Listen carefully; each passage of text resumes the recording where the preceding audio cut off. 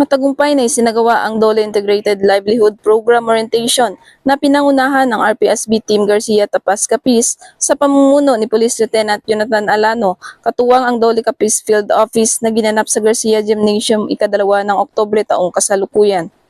Ang aktibidad ay dinaluhan ng mga kasapi at opisyalis ng Garcia Farmers Association na pinamumunuan ni Ginoong Elizar Maravilloso Cebuano, presidente ng samahan.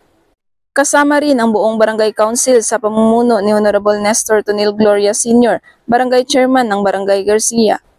Sa nasabing orientation, ipinaliwanag ng kinatawan mula sa DOLE ang iba't ibang bahagi ng DILP, partikular kung paano makakuha ng tulong ang mga magsasaka sa pamamagitan ng mga livelihood starter kits at iba pang mga programa na naglalayong mapabuti ang kanilang mga kabuhayan at mapataas ang kita.